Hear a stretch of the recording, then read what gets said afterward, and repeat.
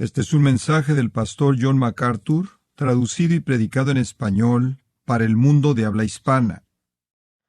Para cerrar este año largo de mensajes muy especiales, únicos, hay uno más que necesito descargar delante del Señor de mi corazón al de ustedes. Y es sacado de un texto al que quiero que me acompañe ahora. Es Mateo capítulo 5, versículos 43 al 48. Mateo 5, 43 al 48. Le voy a leer estas palabras y después presentar la dirección de este texto para nosotros y después vamos a entrar en él. Nuestro Señor habla y dice: oísteis que fue dicho, amarás a tu prójimo y aborrecerás a tu enemigo. Pero yo os digo, amad a vuestros enemigos, bendecid a los que os maldicen, haced bien a los que os aborrecen, y orad por los que os ultrajan y os persiguen, para que seáis hijos de vuestro Padre que está en los cielos, que hace salir su sol sobre malos y buenos, y que hace llover sobre justos e injustos. Porque si amáis a los que os aman, ¿qué recompensa tendréis? ¿No hacen también lo mismo los publicanos? Y si saludáis a vuestros hermanos solamente, ¿qué hacéis de más? ¿No hacen también así los gentiles? Sed pues vosotros perfectos, como vuestro Padre que está en los cielos es perfecto. Un punto bastante directo. Si quieres ser como Dios, ame a sus enemigos. Supongo que a lo largo de mi vida y la de usted, no hemos tenido tantos enemigos agresivos como los tenemos en la actualidad, a todo nivel. El reino de las tinieblas se ha vuelto más hostil que nunca, hostil a la luz, hostil al Evangelio, hostil a Cristo, hostil a la iglesia, hostil a la verdad. Y esa hostilidad está siendo incrementada a un nivel que nunca hemos visto en nuestra sociedad, siendo mostrada quizás en su forma más dramática en Alberta, con el egresado de Master Seminary, James Coates. Se espera en la cárcel por otros 2 meses porque el juez no quiere concederle fianza, porque él saldría y predicaría el Evangelio, mientras que al mismo tiempo sueltan a un abusador de niños, haciendo que el departamento de policía envíe un boletín, sabían que volvería a hacerlo. Esto es como una ilustración del microcosmos del lugar donde está esta sociedad. Libera al abusador de niños y mantén al predicador en la cárcel. Apropiadamente resentimos la impiedad de eso. Apropiadamente resentimos la legalización del homicidio de infantes. Apropiadamente resentimos la perversión sexual en todas sus formas. Odiamos el hecho de que la función de los hombres, la función de las mujeres, el lugar de los hijos, la familia, están siendo destruidas sistemáticamente. Estamos profundamente entristecidos por la destrucción racial que está pasando, por la política de identidad de nuestro país. Estamos molestos por la desintegración del orden social, en donde ya no nos estamos sintiendo como una nación gobernada por la ley. Estamos preocupados por el socialismo que está incrementándose, el cual fortalece a la élite incluso más y quita la libertad. El socialismo y la libertad se excluyen mutuamente por definición. La combinación de toda esta impiedad dominante creciendo a un paso tan rápido y mientras que hemos podido comunicar la verdad en medio de esto, sentimos que estamos siendo cancelados lentamente de tal manera que no vamos a tener la oportunidad de decir lo que decimos, proclamar la verdad en las formas de medios que hemos tenido a nuestra disposición en el pasado. Es difícil que su corazón esté en el lugar correcto porque estas cosas son hostiles para nosotros y son vituperios que están primordialmente dirigidos a Dios. Y como el salmista dijo, los vituperios que te caen, me caen. Cuando Dios es deshonrado, siento el dolor. Lo que Dios odia, lo odio. Lo que hace enojar a Dios, me hace enojar. Pero esa no debe ser nuestra actitud aquí. Acabamos de verlo en este texto claro. Debemos ser como Dios al amar a nuestros enemigos. Hemos hablado tanto de la hostilidad que nos rodea, que está incrementando. Hemos hablado de persecución venidera. Hemos hablado de la criminalización de la justicia y la legalización de la injusticia. Hemos hablado de un mundo siendo volteado de cabeza. Necesitamos oír el mensaje de este texto. Ahora, esto es del Sermón del Monte, y hay 6 contrastes, comenzando en el versículo 21. Jesús le está hablando a los judíos, y Él está reconociendo que han sido enseñados ciertas cosas por parte de sus escribas y sus fariseos y rabinos, pero son inconsistentes con lo que Dios quiere que sepan, y entonces usted tiene 6 veces en este pequeño par, comenzando en el versículo 21, oísteis que fue dicho, versículo 22, pero yo os digo. Versículo 27, oísteis que fue dicho, pero yo os digo. Versículo 31, fue dicho, pero yo os digo. Versículo 33, habéis oído. Versículo 34, pero yo os digo. Versículo 38, oísteis que fue dicho, pero yo os digo. Y después, finalmente, en el versículo 43, oísteis que fue dicho, pero yo os digo. El Señor está haciendo un contraste fuerte entre lo que Él manda y lo que existe en la forma tradicional apóstata del judaísmo. Nuestro Señor está atacando el judaísmo corrupto. Se dará cuenta en su Biblia, con mucha probabilidad, que cada vez que Jesús dice oísteis, hay una afirmación que en algunas versiones está en mayúsculas, lo cual significa que es tomada del Antiguo Testamento. No era que ignoraban el Antiguo Testamento. Cada una de esas tiene una referencia a un texto del Antiguo Testamento. Habían construido su sistema sobre un texto del Antiguo Testamento. El problema de nuestro Señor con ellos era que era demasiado superficial. Todo estaba en el exterior. Cuando Dios mandó no matar, Él también encerró en ese mandato no odiar. Cuando Dios mandó no cometer adulterio, encerrado en ese mandato está ni siquiera ver una mujer para codiciarla o ha cometido adulterio en su corazón. Cuando Dios dijo no se divorcien, Él quiso decir no se divorcien por ninguna razón fuera de la inmoralidad.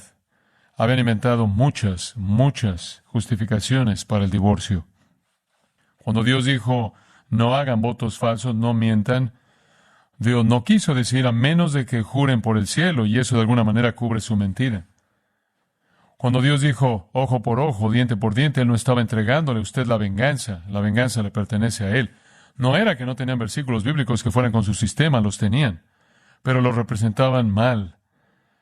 Y no hay una interpretación errónea más clara que en el versículo 43, donde Él dice, oísteis que fue dicho, amarás a tu prójimo y aborrecerás a tu enemigo.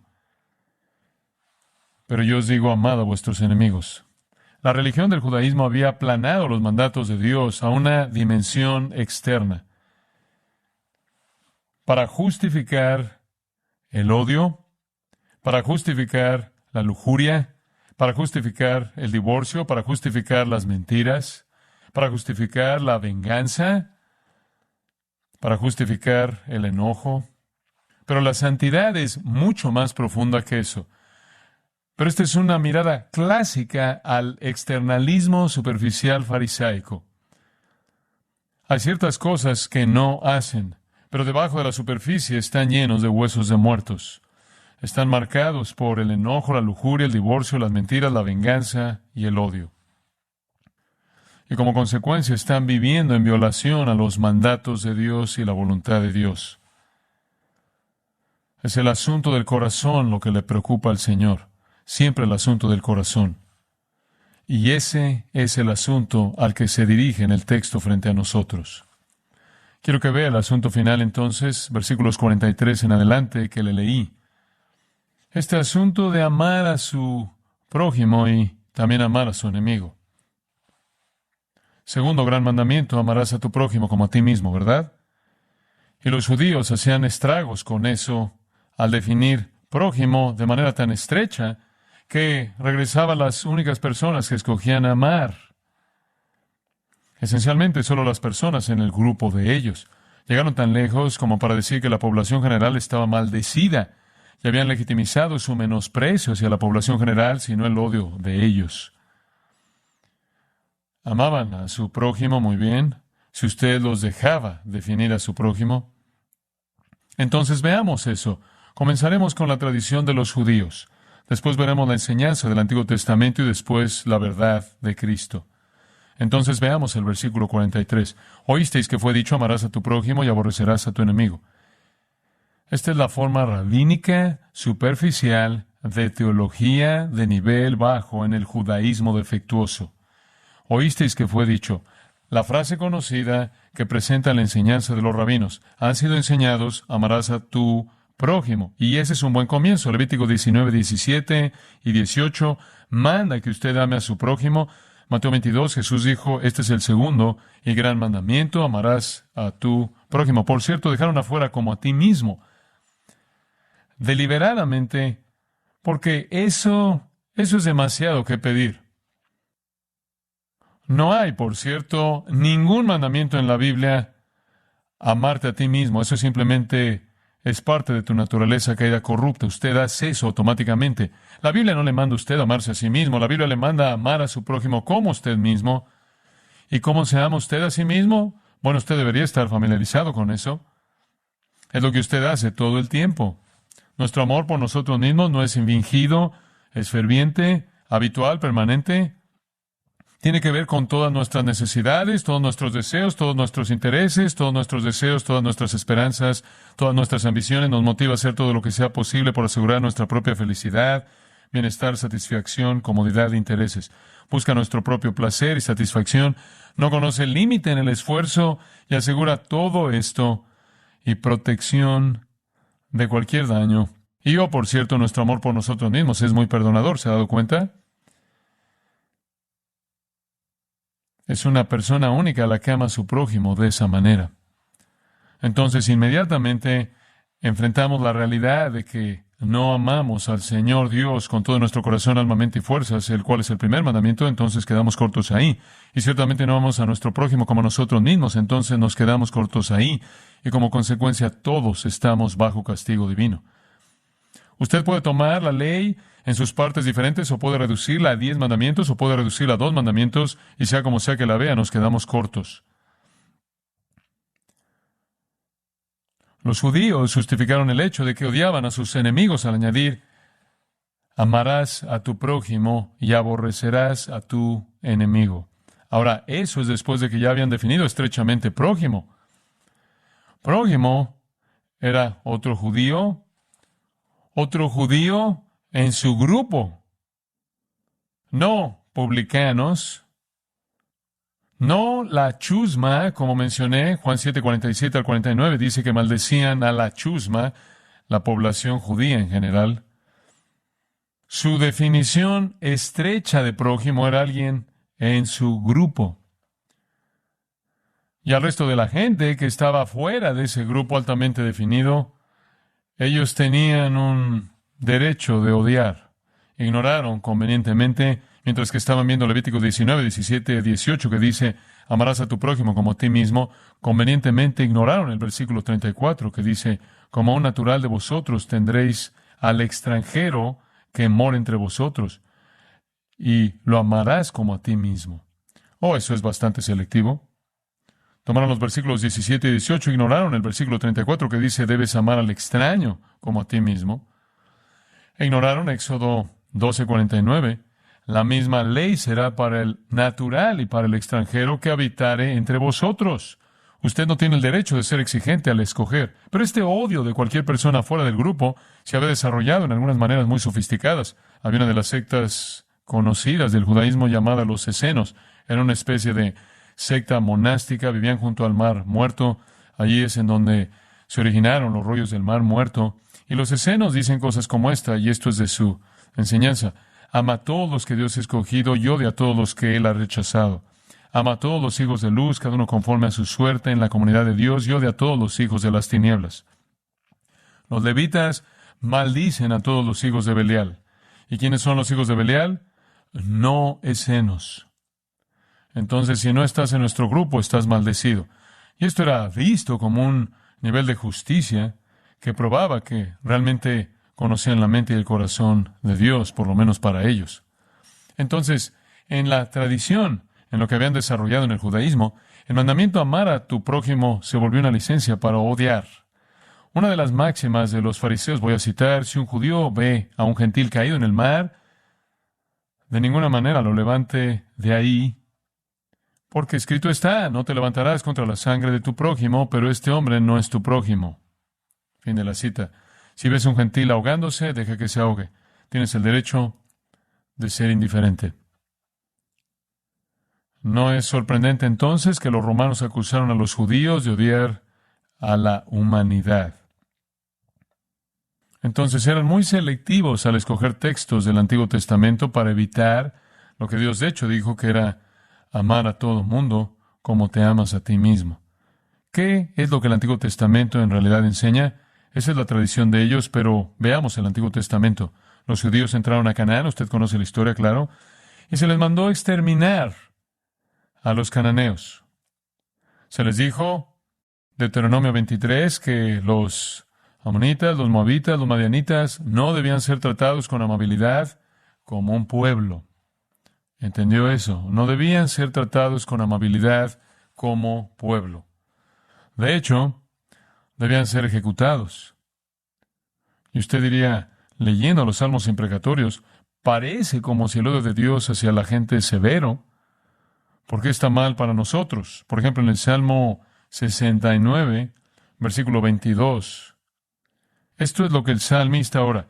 Sea su convite, hablando de sus enemigos, sea su convite delante de ellos por lazo, y lo que es para bien por tropiezo. Sean oscurecidos sus ojos para que no vean y haz temblar continuamente sus lomos.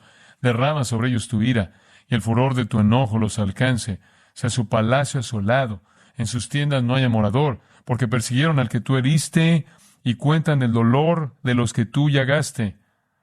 Pon maldad sobre su maldad, y no entren en tu justicia. Sean raídos del libro de los vivientes, y no sean escritos entre los justos. Wow, bastante severo. ¿Qué es eso? Ese es un salmista afirmando el diseño divino de Dios de pelear contra las naciones que amenazaron a Israel. Las guerras de Israel fueron las únicas guerras santas en la historia. Las únicas guerras santas en la historia autorizadas por Dios como actos de juicio. Dios no retiene el juicio, Él ahogó al mundo entero. ¿No es cierto? En los días de Noé. El Antiguo Testamento está lleno de muchos juicios. Y las guerras de Israel no fueron actos de venganza personal por parte del pueblo judío. Fueron mandatos de Dios para que el juicio cayera sobre esas naciones que rodeaban a Israel, lo cual mostró ser una amenaza mortal. Dios es el único que puede mandar eso, porque la venganza le pertenece al Señor. Yo daré el pago. Solo por mandato divino puede un salmo imprecatorio ser orado sobre la cabeza de un enemigo de Israel. Por cierto, no existe una oración imprecatoria como tal en el Nuevo Testamento. Esto estaba ligado a la protección y preservación de Dios de su pueblo en el Antiguo Testamento para que fueran sustentados para la llegada del Mesías. En los salmos imprecatorios, los salmistas no hablan con odio personal, enemistad personal. Hablan como un representante de Dios. Hablan como un representante del pueblo de Dios. Y Él considera a los impíos idólatras como los enemigos de Dios. Salmo 69:9, como usted o yo. Entonces, ese es el único conjunto de guerras santas divinamente autorizadas en la historia. Los asuntos fueron judiciales por parte de Dios. Él estaba trayendo juicio justo y recto, en el momento en el que Él consideró que necesitaba que fuera hecho. Nunca fue personal.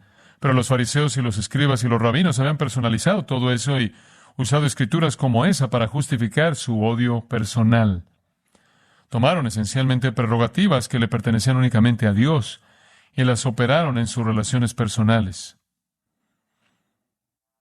Incluso en el Nuevo Testamento, Jesús muestra una actitud diferente de la que Dios tomó al tratar con las naciones para proteger a Israel.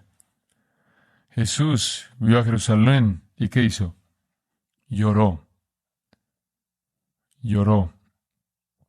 Jesús, el juez, a quien todo juicio es encomendado, lloró por los que rechazaron. Hay un tipo de odio perfecto. Admitiré eso debido a que está en el Salmo 139 y está expresado claramente. Escuche los versículos 19 en adelante. De cierto, Dios, harás morir al impío. Apartaos, pues, de mí, hombres sanguinarios, porque blasfemias dicen ellos contra ti. Tus enemigos toman en vano tu nombre. No odio, oh Jehová, a los que te aborrecen, y me enardezco contra tus enemigos. Los aborrezco por completo. Los tengo por enemigos. Ese es un odio perfecto.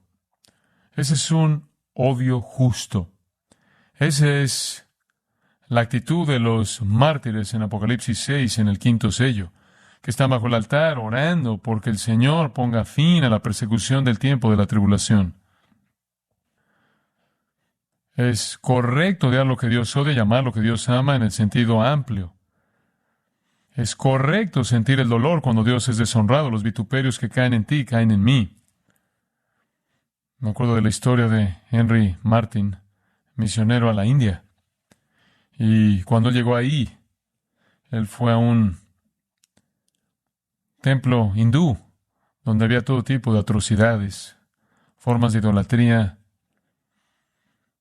Y él observó lo que estaba pasando y en sus propios escritos él escribió esto al partir: no puedo tolerar la existencia si Jesús va a ser deshonrado así. Siento ese dolor, y usted también, ¿no es cierto? Usted siente ese dolor. Los vituperios que caen sobre su Señor caen sobre usted, y usted siente el dolor. Y usted odia eso. Usted odia que Dios es deshonrado. Usted odia que Cristo es deshonrado. Usted odia que el nombre de Jesucristo es usado como una palabra profana. Usted odia cuando Jesús es menospreciado y blasfemado. Usted odia eso. Y usted tiene toda razón para odiar eso. Ese es un odio santo, esa es una indignación justa. Ese es el Espíritu de Dios en usted, mostrándole qué amar y qué odiar. Pero es claro que eso no le da a usted justificación para odiar a pecadores individuales. Escuche Éxodo 23, versículos 4 y 5.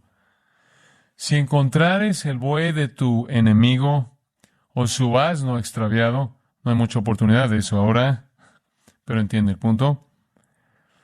Vuelve a llevárselo. Si usted encuentra el asno de alguien o su buey extraviado, lléveselo de regreso.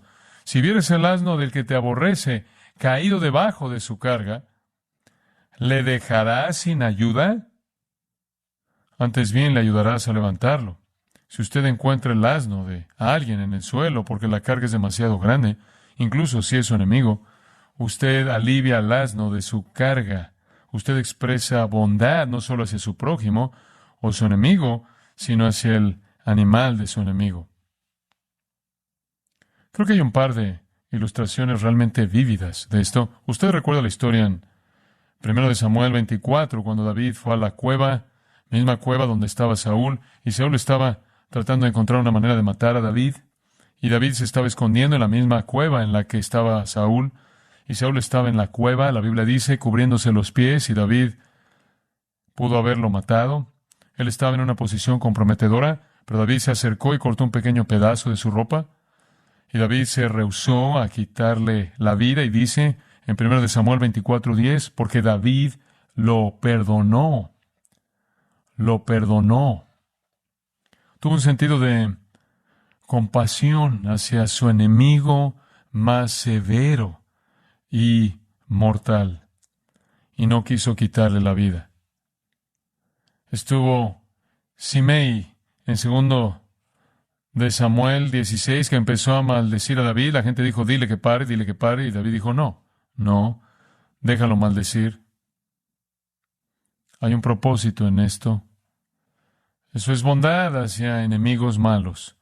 En Job 31, 29 y 30, Job, defendiendo su virtud piadosa, dijo estas palabras: si me alegré en el quebrantamiento del que me aborrecía, y me regocijé cuando le halló el mal, no, ni aún entregué al pecado mi lengua, pidiendo maldición para su alma. Hay algunos enemigos que están dañando con bastante seriedad a Job, ¿verdad? No pedí maldición para su alma. Proverbios 25:21.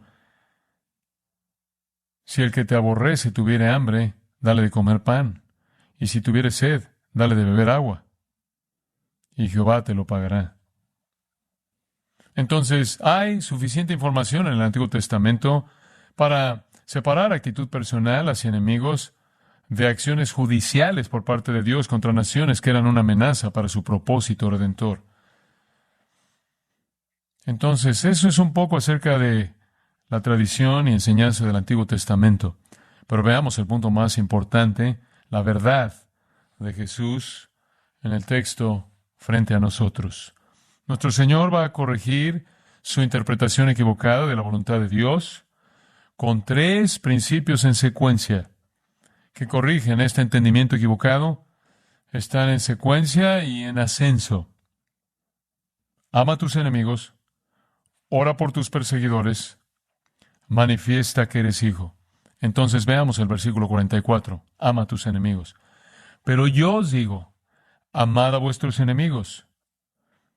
Nadie tiene un problema con amar a amigos. Eso es lo que define un amigo. Alguien a quien usted ama. Jesús va al verdadero asunto. Esto es de lo que la ley divina está hablando. Cuando dice amarás a tu prójimo como a ti mismo, es el segundo gran mandamiento. Debe incluir a su enemigo. Es cualquier persona en su vida, cualquier persona en su mundo, cualquier persona que entra en su espacio. La hermosa y conocida historia en Lucas 10 y versículo 25, un intérprete de la ley se levantó y dijo para probarle, Maestro, ¿haciendo qué cosa heredaré la vida eterna? Y le dijo, ¿qué está escrito en la ley? ¿Cómo lees?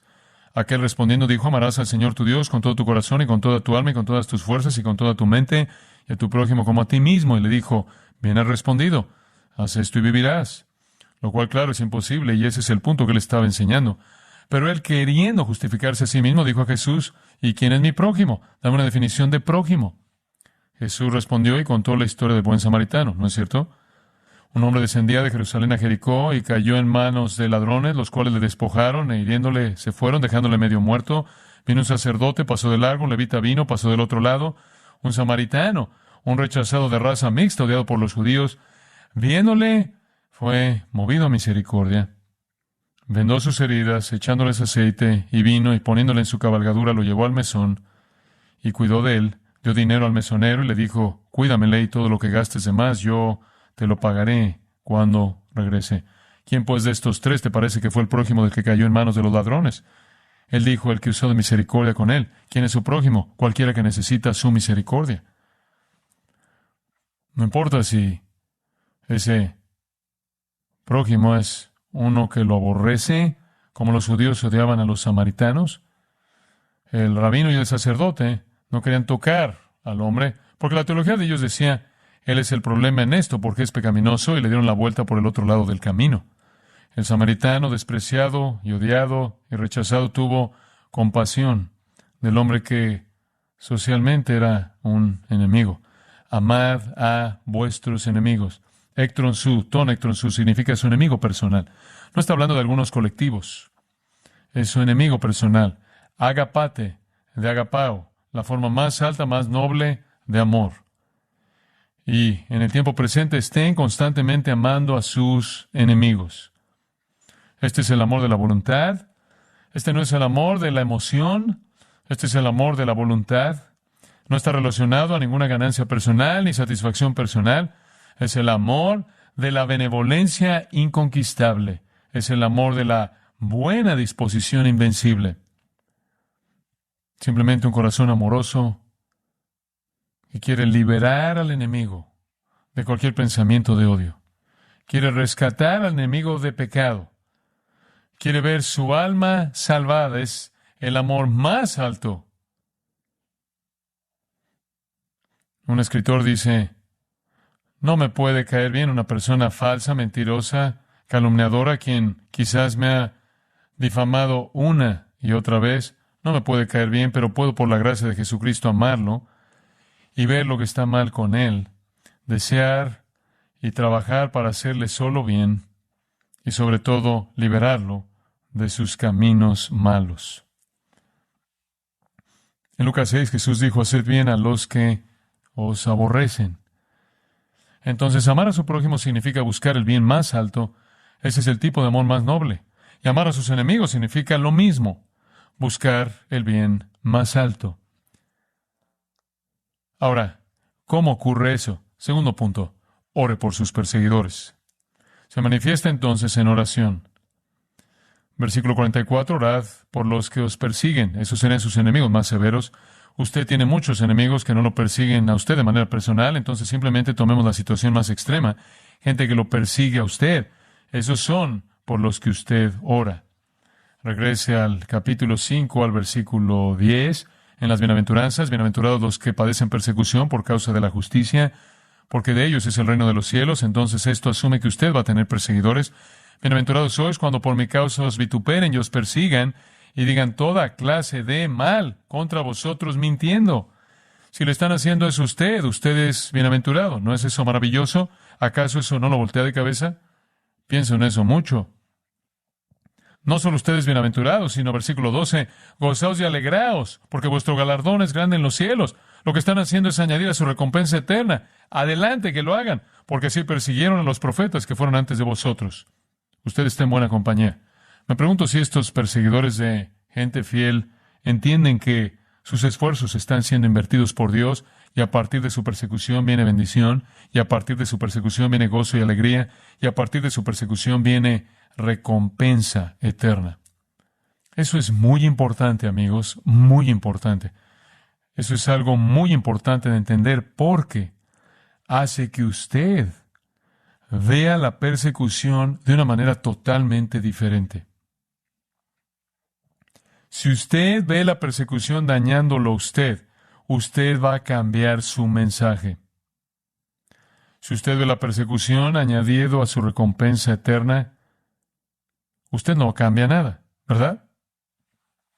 Digo, esta es la realidad de cabeza. Usted predica la palabra de Dios fielmente, usted proclama el Evangelio fielmente y usted recibe hostilidad y enemistad. Y quizás usted se acobarda y trata de hacer algunos ajustes para que pueda dejar de ofender a la gente. Digo, si usted es un predicador, usted quita las ofensas del mensaje y como consecuencia, usted pierde la bendición, la alegría, el gozo y la recompensa eterna que viene con la fidelidad que enfrenta la persecución. Pero no es solo una esperanza pasiva de recompensa eterna lo que es la respuesta correcta. Hay un tercer punto aquí. Usted no solo ora por aquellos que lo persiguen, usted va más allá de eso. En Primera de Timoteo, no es un tipo de oración vaga. Escuche esto. Primera de Timoteo 2. Exhorto ante todo a que se hagan rogativas, oraciones, peticiones y acciones de gracias por todos los hombres, por los reyes y por todos los que están en eminencia.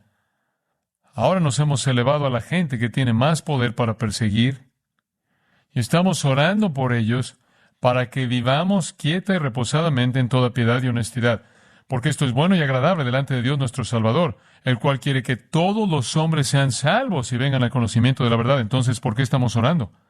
Su salvación. Oramos porque Dios les muestre su pecaminosidad. Sería un pecado no orar. Tenemos un presidente y vicepresidente impíos, gente en el poder y liderazgo a nivel local, estatal. ¿Debemos sentarnos y arder lentamente? No, debemos orar por ¿qué? Su salvación. Colóquelos en la parte de arriba de su lista de oración. Jesús dijo en la cruz, Padre, que perdónalos porque no saben lo que hacen. Esa oración fue respondida en un ladrón y un soldado y gente en la multitud. Esteban oró, no les tomes en cuenta este pecado, y eso fue respondido en un apóstol llamado Pablo. Esta es una oportunidad para que usted ore de manera evangelística. Fue Dietrich Bonhoeffer quien escribió, este es el mandato supremo. Mediante el medio de la oración, vamos a nuestros perseguidores, estamos de pie a su lado y le rogamos a Dios por ellos. El doctor Wilmer en 1880 escribió esto, es bastante bueno para leerlo. Este mandato de que debemos amar a nuestros enemigos y dejar la venganza crecerá incluso con mayor urgencia en la lucha santa que está frente a nosotros. Los cristianos serán perseguidos de lugar en lugar, sujetos a ataque físico, maltrato y muerte de todo tipo. Estamos acercándonos, escribió él en 1880, a una época de persecución extensa. Pronto vendrá el tiempo cuando oraremos. Será una oración de amor ferviente por estos hijos mismos de perdición, que están por todos lados y nos ven con ojos encendidos con odio, y quienes quizás han levantado sus manos para matarnos. Sí, la iglesia, la cual realmente está esperando a su Señor, y que discierne las señales de los tiempos, debe arrojarse a sí misma con su poder máximo y la armadura de su vida santa a esta oración de amor. Amar a sus enemigos significa orar por sus perseguidores. Y después hay un tercer elemento. Amar a sus enemigos significa manifestar su relación de hijo. Manifestar su relación de hijo. Vamos a retomarlo en el versículo 45. De hecho, solo vamos a comenzar ahí. Para que seáis hijos de vuestro Padre que está en los cielos. Aquí está el principio básico. Usted nunca es tan parecido a Dios como cuando perdona a sus enemigos. Simple, usted nunca es tan parecido a Dios como cuando perdona a sus enemigos. Porque el todo de la salvación está basado en el hecho de que Dios ha perdonado a sus enemigos. No podemos manifestar que somos genuinamente los hijos de Dios, a menos de que amemos como Dios ama. Y Dios amó enemigos porque esas eran las únicas personas que existían. Él no tiene ningún amigo en el mundo caído. El apóstol Pablo entendió esto y escribió al final del 4º capítulo de Efesios: sed benignos unos con otros, misericordiosos, perdonándoos unos a otros, como Dios también os perdonó a vosotros en Cristo. Sed, pues, imitadores de Dios como hijos amados. Ese es el único lugar en el Nuevo Testamento en donde dice: sed imitadores de Dios.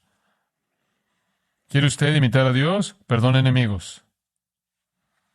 ¿Qué dice Romanos? Siendo aún pecadores, siendo aún enemigos, Cristo murió por nosotros. Dios muestra su amor hacia sus enemigos. Versículo 45, que hace salir su sol sobre malos y buenos, y que hace llover sobre justos e injustos. Porque si amáis a los que os aman, ¿qué recompensa tendréis? ¿No hacen también lo mismo los publicanos? Y si saludáis a vuestros hermanos solamente, ¿qué hacéis de más? ¿No hacen también así los gentiles? Sed pues vosotros perfectos, como vuestro Padre que está en los cielos es perfecto, y eso significa que usted debe amar como Él ama. Es claro que Dios ama a gente buena y a gente mala, y lo muestra al mostrar favor y bondad temporales a ellos. Hace que la lluvia caiga sobre los malos y los buenos, los justos y los injustos, que el sol brille sobre ellos. El Salmo 145 dice: los ojos de todos esperan en ti, y tú les das su comida a su tiempo. Abres tu mano y colmas de bendición a todo ser viviente. Dios alimenta al mundo entero. En Lucas 6 encontramos otro principio de esto. Lucas 6, versículo 27. Pero a vosotros los que oís os digo: amad a vuestros enemigos, haced bien a los que os aborrecen, bendecid a los que os maldicen, y orad por los que os calumnian. Al que te hiera en una mejilla, preséntale también la otra, y al que te quite la capa, ni aun la túnica le niegues. A cualquiera que te pida, dale, y al que tome lo que es tuyo, no pidas que te lo devuelva. Y como queréis que hagan los hombres con vosotros, así también haced vosotros con ellos, porque si amáis a los que os aman, ¿qué mérito tenéis? Porque también los pecadores aman a los que los aman, y si hacéis bien a los que os hacen bien, ¿qué mérito tenéis? Porque también los pecadores hacen lo mismo, y si prestáis a aquellos de quienes esperáis recibir, ¿qué mérito tenéis? Porque también los pecadores prestan a los pecadores para recibir otro tanto. Amad pues a vuestros enemigos. ¿Y cómo? Haced bien y prestad, no esperando de ello nada, y será vuestro galardón grande, y seréis hijos del Altísimo. Porque Él es benigno para con los ingratos y malos. Sed pues misericordiosos como también vuestro Padre es misericordioso. Esto está hablando de benevolencia general. Muestre amor a no ser egoísta. Fue Juan Calvino quien denominó esto como gracia común. Viene del amor de Dios por la humanidad. Y no está limitado a alguna definición estrecha de prójimo.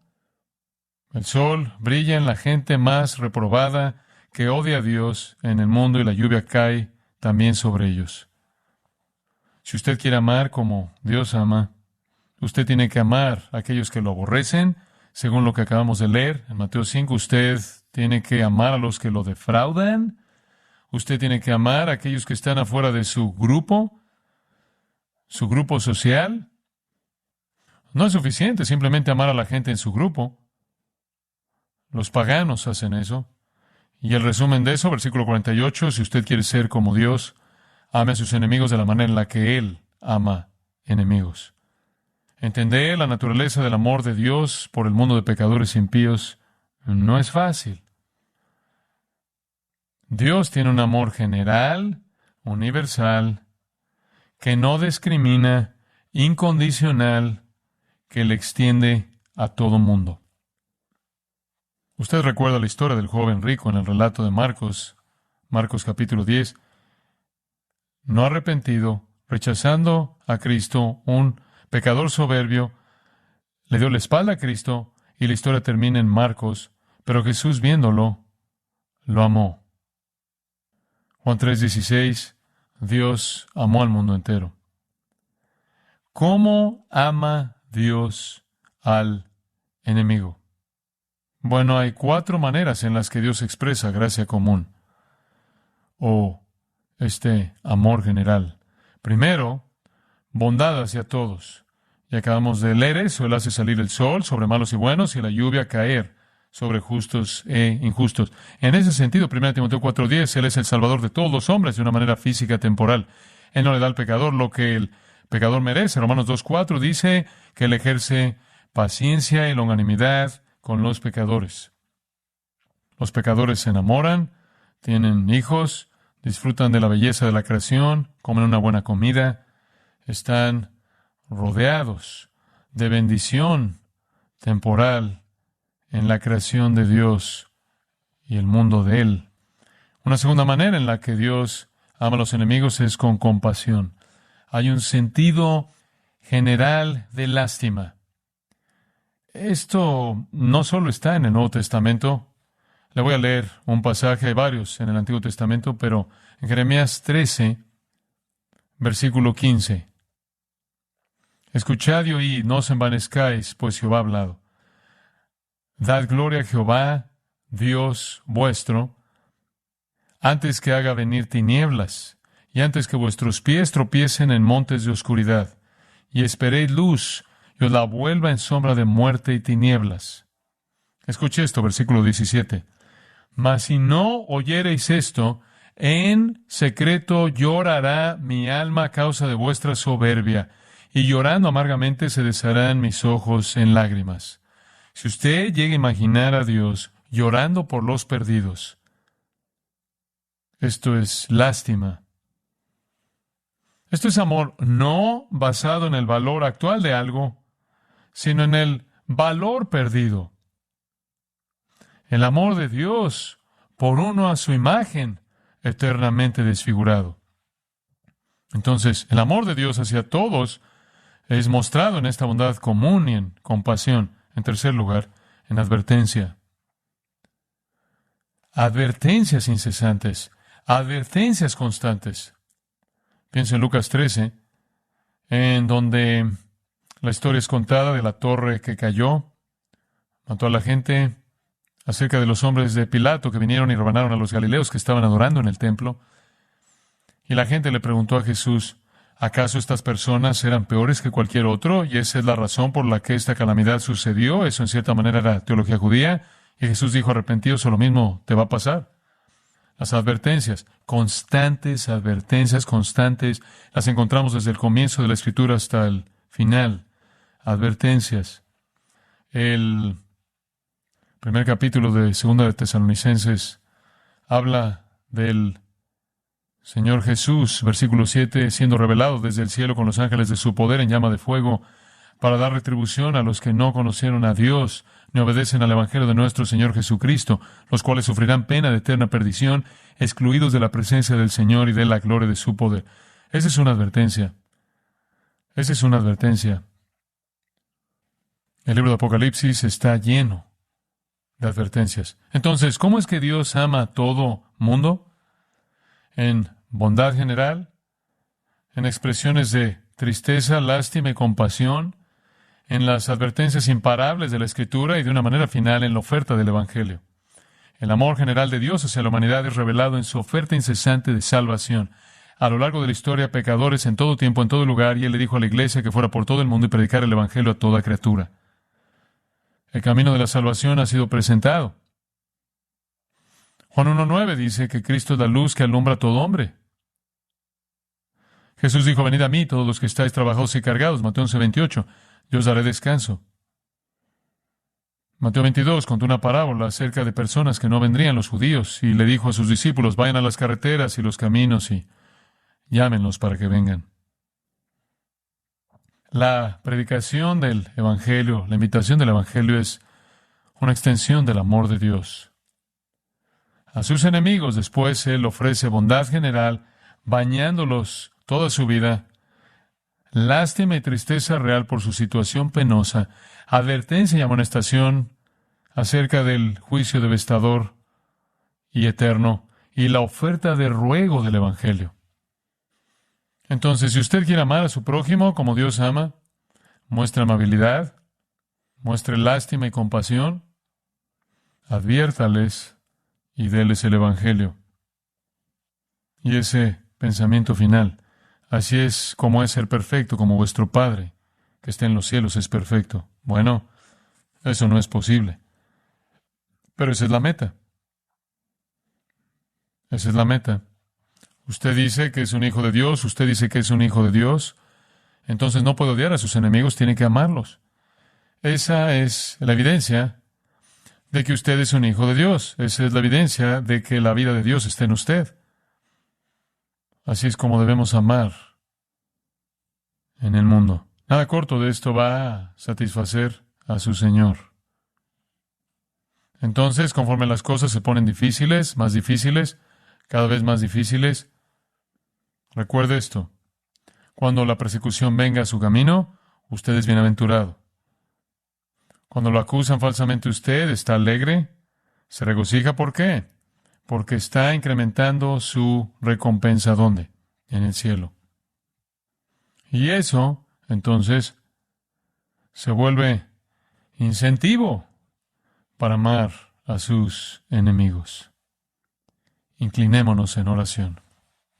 Padre nuestro, venimos a ti al final de esta sección de la Escritura, sintiendo como si nos hemos sentado a los pies de Jesús y hemos sido enseñados. Y eso es exactamente lo que pasó. Somos tan privilegiados. Hay un sentido en el que amas a los tuyos de manera única. Tú nos amas, según Juan 13:1, hasta el final, al máximo, al límite, eternamente. Y ninguno tiene mayor amor que este que ponga su vida por sus amigos. Te agradecemos porque pusiste tu vida por aquellos que amas de manera salvadora. Y después nos pediste que amáramos a los pecadores a nuestro alrededor, de la manera en la que nos amaste cuando todavía éramos pecadores, y Cristo murió por nosotros. Que seamos conocidos por nuestro amor, no solo por nuestro amor unos por otros, la familia, sino por nuestro amor hacia aquellos que son los enemigos más devotos, ávidos y peligrosos, que estén en la parte de arriba de la lista para que los amemos y oremos por ellos. Oramos por los líderes de este país, oramos por el presidente, vicepresidente, senadores, congresistas, gobernadores, políticos, a todo nivel. Oramos por su salvación. Eso es por lo que oramos, porque eso es por lo que nos dijiste que oráramos. Oramos, Señor, porque los salves. Nos atrevemos, Señor, a pedir que el Espíritu de Dios entre y los convenza de pecado y de justicia y de juicio, para que caigan de rodillas en penitencia y abracen a Cristo.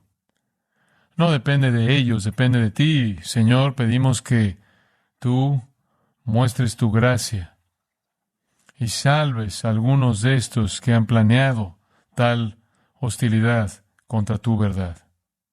Salva a algunas personas en la cima de las corporaciones, incluyendo los grandes de la tecnología, algunos de aquellos que controlan los medios.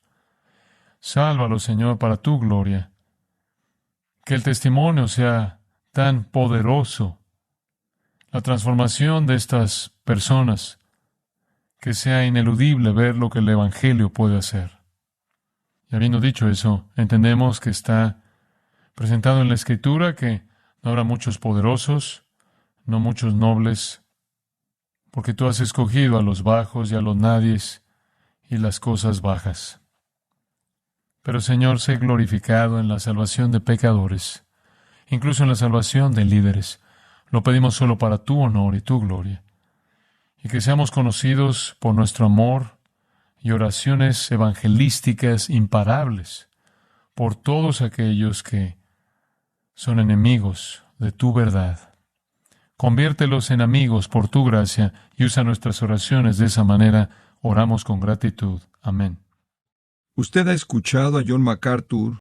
Este es un mensaje del pastor John MacArthur, traducido y predicado en español para el mundo de habla hispana. Para cerrar este año largo de mensajes muy especiales, únicos, hay uno más que necesito descargar delante del Señor de mi corazón al de ustedes. Y es sacado de un texto al que quiero que me acompañe ahora. Es Mateo capítulo 5, versículos 43 al 48. Mateo 5, 43 al 48. Le voy a leer estas palabras y después presentar la dirección de este texto para nosotros y después vamos a entrar en él. Nuestro Señor habla y dice: oísteis que fue dicho, amarás a tu prójimo y aborrecerás a tu enemigo. Pero yo os digo, amad a vuestros enemigos, bendecid a los que os maldicen, haced bien a los que os aborrecen, y orad por los que os ultrajan y os persiguen, para que seáis hijos de vuestro Padre que está en los cielos, que hace salir su sol sobre malos y buenos, y que hace llover sobre justos e injustos.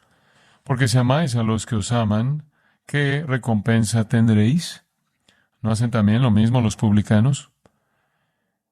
Y si saludáis a vuestros hermanos solamente, ¿qué hacéis de más?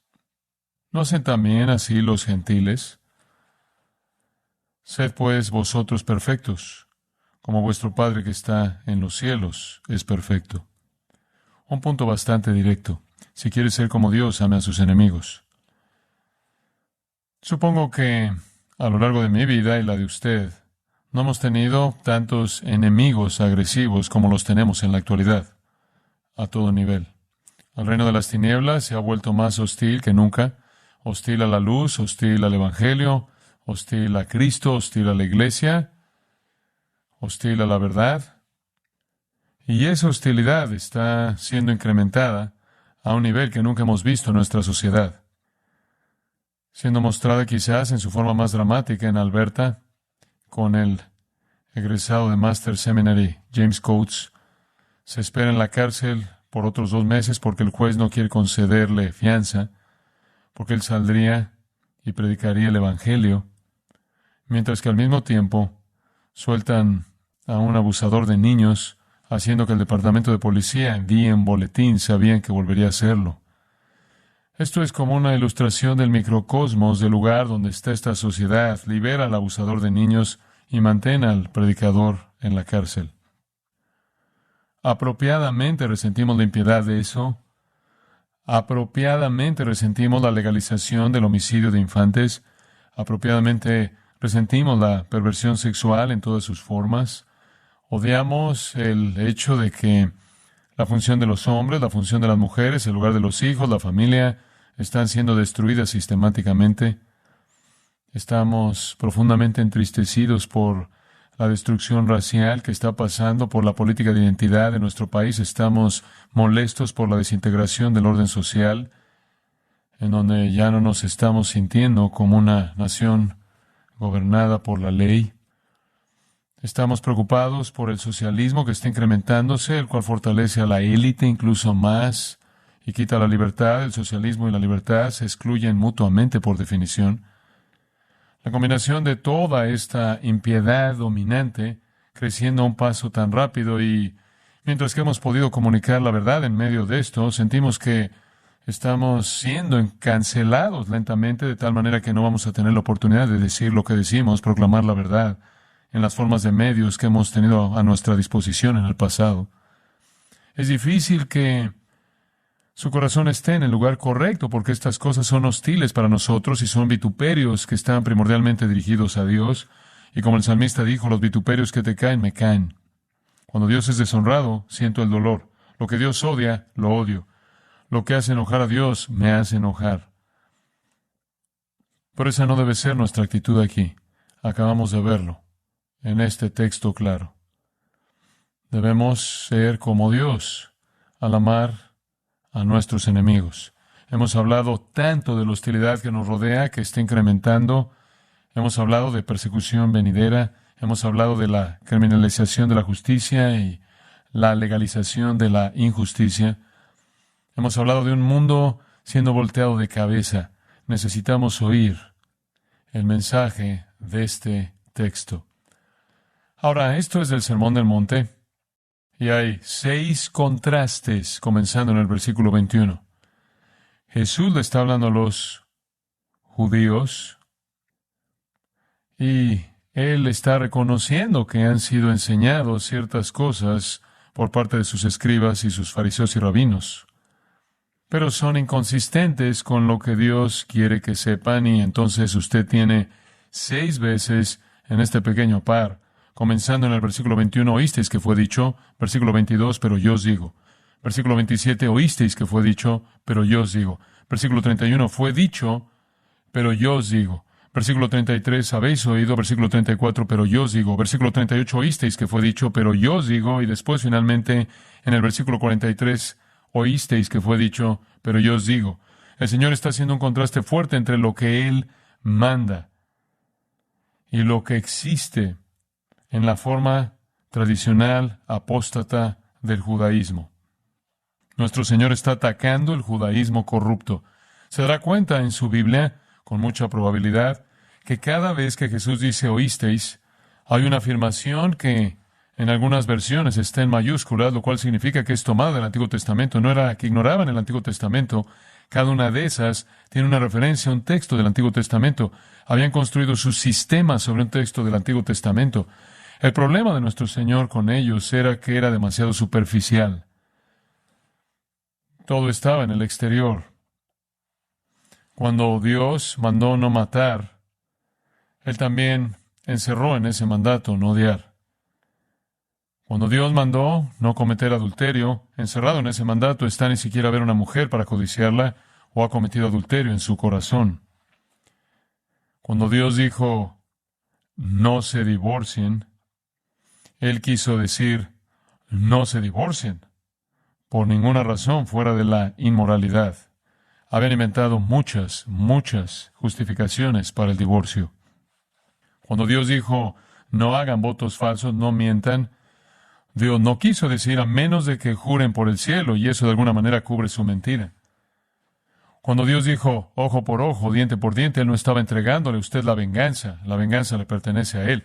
No era que no tenían versículos bíblicos que fueran con su sistema, los tenían, pero los representaban mal. Y no hay una interpretación errónea más clara que en el versículo 43, donde Él dice, oísteis que fue dicho, amarás a tu prójimo y aborrecerás a tu enemigo. Pero yo os digo, amad a vuestros enemigos. La religión del judaísmo había aplanado los mandatos de Dios a una dimensión externa para justificar el odio, para justificar la lujuria, para justificar el divorcio, para justificar las mentiras, para justificar la venganza, para justificar el enojo. Pero la santidad es mucho más profunda que eso. Pero esta es una mirada clásica al externalismo superficial farisaico. Hay ciertas cosas que no hacen, pero debajo de la superficie están llenos de huesos de muertos. Están marcados por el enojo, la lujuria, el divorcio, las mentiras, la venganza y el odio. Y como consecuencia están viviendo en violación a los mandatos de Dios y la voluntad de Dios. Es el asunto del corazón lo que le preocupa al Señor. Siempre el asunto del corazón. Y ese es el asunto al que se dirige en el texto frente a nosotros. Quiero que vea el asunto final entonces, versículos 43 en adelante que le leí. Este asunto de amar a su prójimo y también amar a su enemigo. Segundo gran mandamiento, amarás a tu prójimo como a ti mismo, ¿verdad? Y los judíos hacían estragos con eso al definir prójimo de manera tan estrecha que regresaba a las únicas personas que escogían amar. Esencialmente solo las personas en el grupo de ellos. Llegaron tan lejos como para decir que la población general estaba maldecida y habían legitimizado su menosprecio hacia la población general, sino el odio de ellos. Amaban a su prójimo muy bien, si usted los dejaba definir a su prójimo. Entonces veamos eso. Comenzaremos con la tradición de los judíos. Después veremos la enseñanza del Antiguo Testamento y después la verdad de Cristo. Entonces veamos el versículo 43. Oísteis que fue dicho, amarás a tu prójimo y aborrecerás a tu enemigo. Esta es la forma rabínica, superficial, de teología de nivel bajo en el judaísmo defectuoso. Oísteis que fue dicho. La frase conocida que presenta la enseñanza de los rabinos. Han sido enseñados, amarás a tu prójimo. Y ese es un buen comienzo. Levítico 19, 17 y 18 manda que usted ame a su prójimo. Mateo 22, Jesús dijo, este es el segundo y gran mandamiento, amarás a tu prójimo. Por cierto, dejaron afuera como a ti mismo. Deliberadamente, porque eso es demasiado que pedir. No hay, por cierto, ningún mandamiento en la Biblia amarte a ti mismo. Eso simplemente es parte de tu naturaleza caída corrupta. Usted hace eso automáticamente. La Biblia no le manda a usted a amarse a sí mismo. La Biblia le manda a amar a su prójimo como usted mismo. ¿Y cómo se ama usted a sí mismo? Bueno, usted debería estar familiarizado con eso. Es lo que usted hace todo el tiempo. Nuestro amor por nosotros mismos no es fingido, es ferviente, habitual, permanente. Tiene que ver con todas nuestras necesidades, todos nuestros deseos, todos nuestros intereses, todos nuestros deseos, todas nuestras esperanzas, todas nuestras ambiciones. Nos motiva a hacer todo lo que sea posible por asegurar nuestra propia felicidad, bienestar, satisfacción, comodidad e intereses. Busca nuestro propio placer y satisfacción. No conoce el límite en el esfuerzo y asegura todo esto y protección de cualquier daño.